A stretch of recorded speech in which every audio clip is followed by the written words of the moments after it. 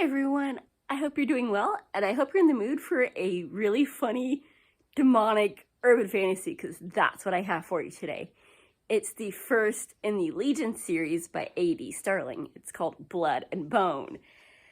And look, I'm not even sure what to say about this other than, demon fluffy bunny who might be good. I mean, they had me at the start with this cute little bunny who is pure evil, but on the side of good. And yeah, if you're like, what the heck? I promise I will explain. As I read one other book by A.D. Starling that, sounded interesting and was just kind of It's his 17 series. The first line was freaking hilarious and it had an awesome premise, but it just kind of middle ground flatline for me. But this one, let's say I'm already on the third book out of the 7 in the series. So yeah, this one is doing it for me.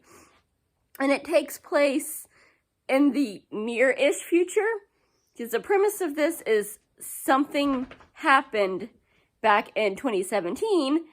And some people have like angels or demons that are now possessing them that started to awaken on the night that happened. And our main character, Artemis, was 6 years old at the time and had this cute little bunny that he had just gotten for his birthday, and then went outside because there were some strange lights, and something ate his cute little bunny and pretended to be his cute little bunny, but was pure evil with fangs and glowing red eyes. And then we skip, 20 odd years into the future, and, he's got a new family because stuff happened after that night that they slowly get into and was not that great. So he's a little runaway, he gets a new family, and now he's a metal worker and helps with, the auction house that his, kind of sort of mentor, older brother or father figure runs. And because he can just look at an something and go, yep, this is what it is, this is what it's worth, it's original, it's fake, whatever. And he comes in and there's a moving, bloody package on his desk. Unwraps it and ta-da! Evil Bunny's back! And it had a meal while it was sitting on his antique desk. So he spins forever, makes a leash for it that his demon bunny promptly eats, because how dare you leash demon bunny? And they go to the auction house, and it really kicks off. Somebody tries to steal this magic cane that they don't know is magic for a little bit. And while it's being auctioned off, a bunch of demons in the crowd break loose, and there's a whole huge battle at the Chicago auction house. And some chases, and we meet all kinds of supernatural beings pretty much right from the friggin' get-go.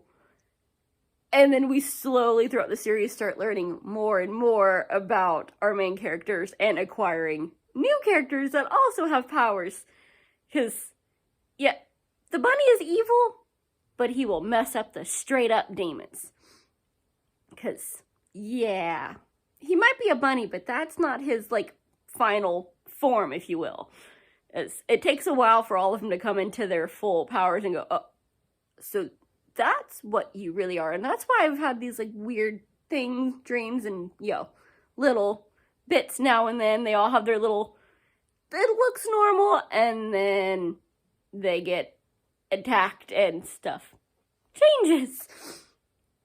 So there's little bits that need editing that kind of tick me off. It's I also find it kind of amusing because there clearly takes place in America. They're all Americans. And then they'll say little stuff if I look up the author, he's probably British. Because instead of pounds, he'll say kilograms, or he'll add the U that we got rid of.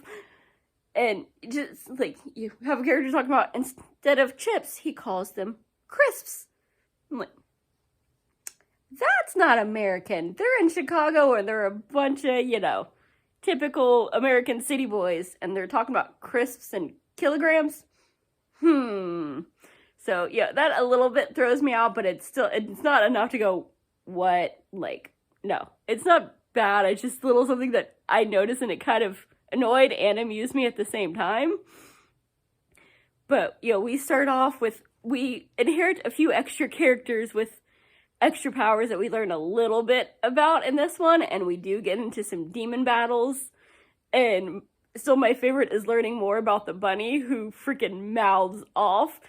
Because, well, one thing he, pees acid, and he decided to decimate a fire hydrant like a dog.